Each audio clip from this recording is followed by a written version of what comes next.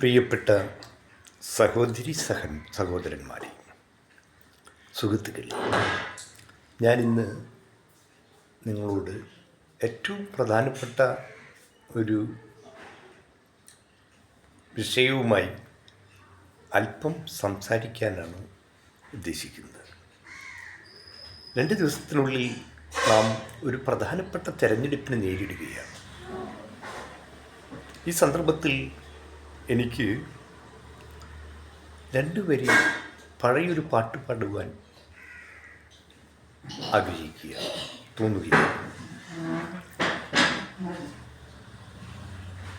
കണ്ണീരിൻ പെരുമഴ കൊണ്ട് ചെഞ്ചോര ചാലുകൾ കൊണ്ട് മണ്ണിനെ കുഴച്ചു നാം ഒരു പുതുലോകം തീർത്തു. അവിടെ നന്മ തൻ പൂക്കളാലൊരു പൂക്കാലം തീർത്തു, ചെമ്പൂക്കാലം തീർത്തു. കത്തുന്ന വേനലിലൂടെ കനൽ വഴികൾ താണ്ടി നടന്നു പോയൊരു കാലം, ചുടുകണ്ണീ കാലം. അത് കിനാവുകൾ ചുട്ടുകരിക്കും കനിവില്ലാ കാലം. മനുജന് തിന്നും മനസ്സില്ലാ കാലം. കത്തുന്ന വേനലിലൂടെ കനൽ വഴികൾ താണ്ടി നടന്നു പോയൊരു കാലം, ചുടുകണ്ണീ കാലം.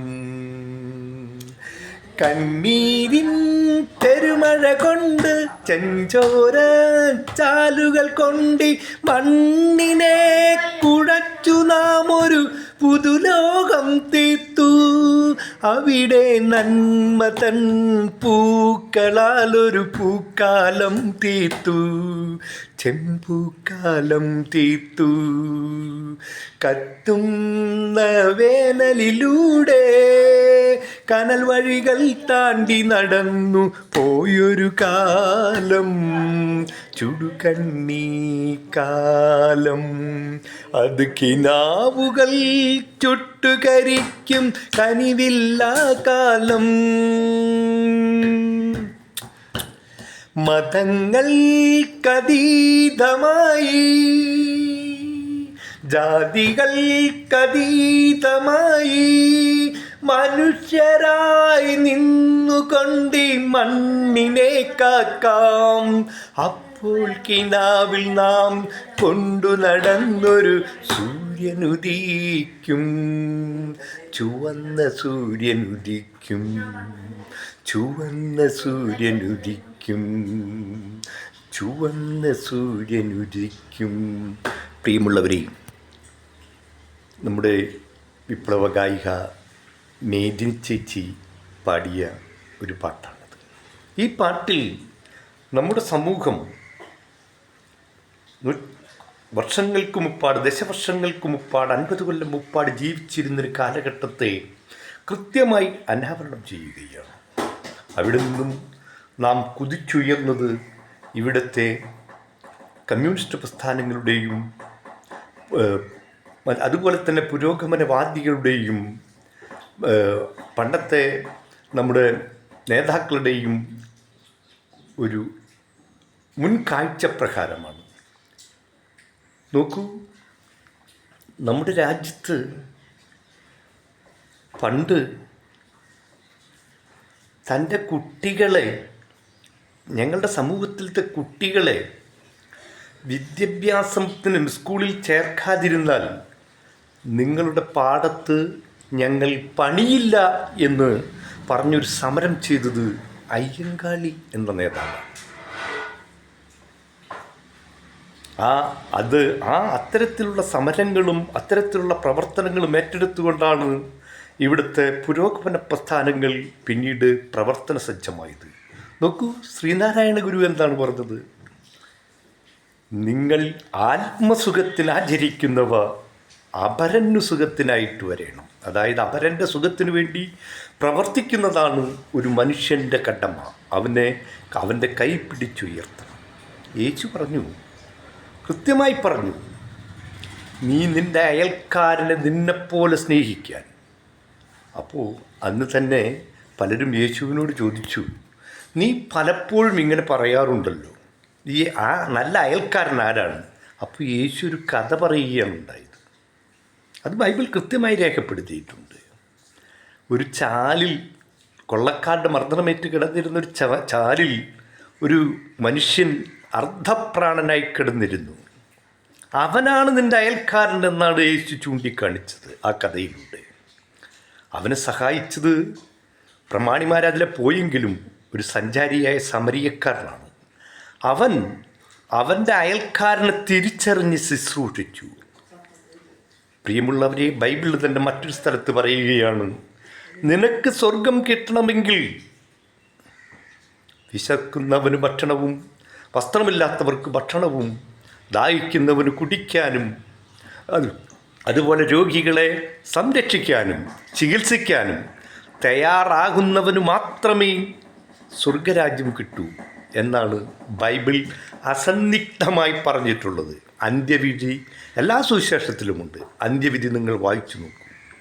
ഞാൻ സൂചിപ്പിക്കുന്നത്, ഈ കഴിഞ്ഞ 10 വർഷക്കാലമായി ഈ രാജ്യത്ത് ഏറ്റവും പട്ടിണിപ്പാവങ്ങളായിട്ടുള്ളവരെ സംരക്ഷിച്ചത് നമുക്ക് അനുഭവവേദ്യമാണ്. ഈ രാജ്യത്ത് 3 വർഷം മുപ്പാട് ഒരു തീരുമാനമെടുത്തു. ഈ രാജ്യത്തെ ഏറ്റവും പട്ടിണിപ്പാവങ്ങളെ, ഏറ്റവും ദരിദ്രരെ, അതിദരിദ്രരെ, ആരും തിരിഞ്ഞു നോക്കാനില്ലാത്തവരെ സെലക്ട് ചെയ്ത് കണ്ടുപിടിക്കുക, അവരെ അന്വേഷിച്ച് കണ്ടുപിടിക്കുക.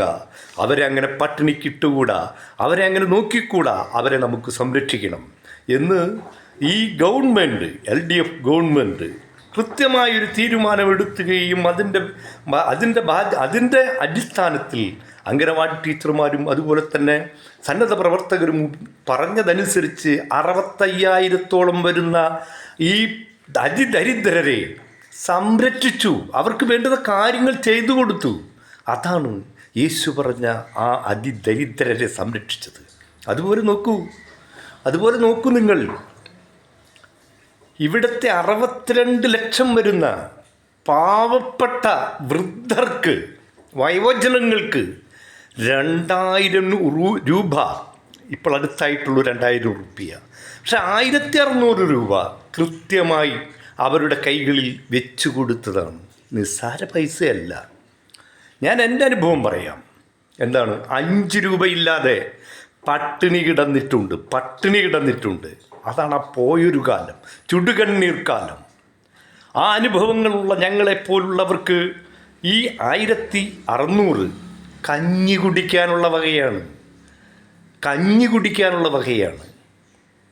അതിപ്പോൾ 2,000 ആക്കി, അടുത്ത് തന്നെ 2,500 ആക്കും. വെറുതെയല്ല. ഈ കേരള സംസ്ഥാനത്ത് ഈ 3 കോടി 4 കോടിയോളം വരുന്ന ജനങ്ങളിൽ ഈ വരുന്ന 60 വയസ്സിന് മുകളിലുള്ളവർ ഏകദേശം 25% വരും.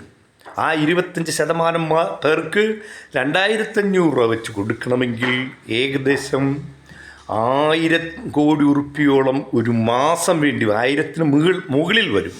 അതുകൂടാതെ നോക്കൂ, ഇപ്പോൾ ഒരു പ്രഖ്യാപനം നടത്തിയിട്ടുള്ളതാണ്. ഇപ്പോഴല്ല, കുറച്ച് മുന്നേ പ്രഖ്യാപനം നടത്തിയിട്ടുണ്ട്.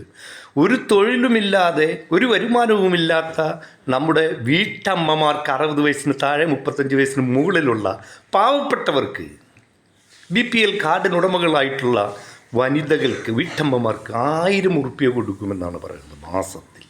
ഞാൻ ഇനി അത്തരം കൊടുക്കുന്ന കാര്യങ്ങളെക്കുറിച്ച് പറയുന്നില്ല. ഇന്ത്യയിൽ 28 സംസ്ഥാനങ്ങളും അതുപോലെ തന്നെ കേന്ദ്രഭരണ പ്രദേശങ്ങളുമുണ്ട്. ഇവിടുത്തെ മറ്റ് രാഷ്ട്രീയ പാർട്ടികൾ അവിടെ സംസ്ഥാനങ്ങളിൽ ഭരിക്കുന്നുണ്ട്. കേന്ദ്രം ഭരിക്കുന്ന പാർട്ടികളും സംസ്ഥാനങ്ങളിൽ ഭരിക്കുന്നുണ്ട്. ഇവിടെ എവിടെയെങ്കിലും ഇത്തരത്തിലൊരു സംവിധാനമുണ്ടോ? ഉണ്ടെങ്കിൽ പറയട്ടെ, കാണിക്കട്ടെ. ഇനി ഇന്ത്യ, അതുപോലെ തന്നെ വേൾഡ് ലെവൽ, മറ്റേ ഐക്യരാഷ്ട്രസഭ, ഇവരുടെയൊക്കെ പല ഏജൻസികളും പല സെൻസസ്, പല അന്വേഷണങ്ങളും നടത്തി കേരളത്തിലത്തെ വിദ്യാഭ്യാസ നിലവാരം നോക്കൂ. വിദ്യയാണ് കൊടുക്കുന്നത്. അയ്യങ്കാളി എന്താഗ്രഹിച്ചവോ അത് ഇന്ന് +2 വരെ സൗജന്യമായിട്ട് ഈ രാജ്യത്ത് കൊടുക്കുക. +2 അല്ല, അതിന് മുകളിലും. ഇപ്പം എൻ്റെ മകൻ സർക്കാർ ചെലവിൽ പഠിച്ച് ഡോക്ടറേറ്റ് എടുത്തിട്ടുള്ള ആളാണ്. 10 പൈസ വേറെ ഞാൻ മുടക്കിയിട്ടില്ല, സർക്കാരിൻ്റെ ചെലവിൽ. എൻ്റെ മക്കളൊക്കെ അങ്ങനെ തന്നെയാണ്. സർക്കാരിൻ്റെ ചിലവിൽ 10 പൈസ മുടക്കുക. ഇന്ന് എൻ്റെ പേരക്കുട്ടികൾക്ക് വിദ്യാഭ്യാസത്തിന് വേണ്ടുന്ന മറ്റേ UP ലെവലിൽ വരെ ഭക്ഷണം കൊടുക്കുന്നു, വസ്ത്രം കൊടുക്കുന്നു, യൂണിഫോം, അതുപോലെ പഠിക്കാനുള്ള പാഠപുസ്തകങ്ങൾ കൊടുക്കുന്നു. അത് ഈ രാജ്യത്തെ ലക്ഷക്കണക്കിന് കുട്ടികൾക്കാണ് കൊടുക്കുന്നത്. അതുപോലെ ആരോഗ്യം നമ്മൾ പരിശോധിച്ച് നോക്കണ്ടേ? വെറുതെ എന്തെങ്കിലും പറയുകയാണോ? 10 കൊല്ലമായിട്ട് ഇവിടുത്തെ ഒരു പ്രാഥമിക ആരോഗ്യ കേന്ദ്രത്തിൽ നമ്മൾ പോയി കഴിഞ്ഞാൽ ഇപ്പോഴാണ് 10 റുപ്യയുടെ മറ്റേ ടോക്കൺ എടുക്കണം. 10 റുപ്യ ചിലവ് ചെയ്താൽ നമുക്ക് 500 റുപ്യ നമ്മുടെ കയ്യിൽ വരും. എങ്ങനെ?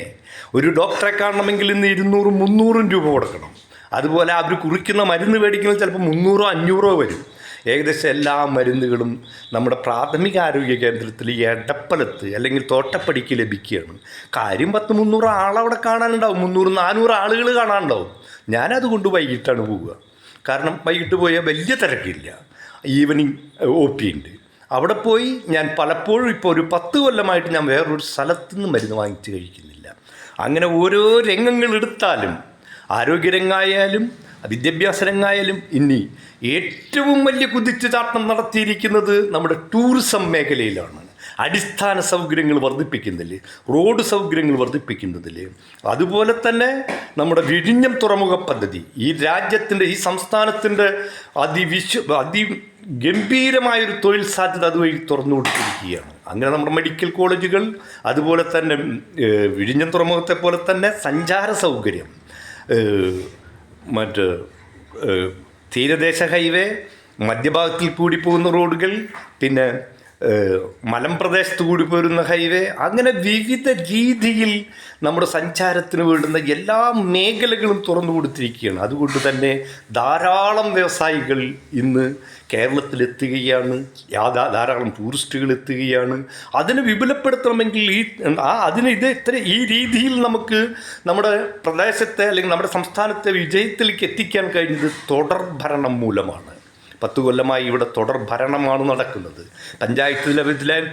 പഞ്ചായത്തിലായാലും മുനിസിപ്പാലിറ്റികളിലായാലും അങ്ങനെ തുടർ ഭരണം നടക്കുന്ന ഈ കാലഘട്ടത്തിൽ ആ തുടർ ഭരണം തുടർന്നു പോയാൽ തന്നെയാണ് നമുക്ക് ഇനിയും നമ്മൾ ഉദ്ദേശിച്ച ലക്ഷ്യങ്ങളിലേക്ക് നമുക്ക് പടിപടിയായി കയറിപ്പോകാൻ കഴിയും.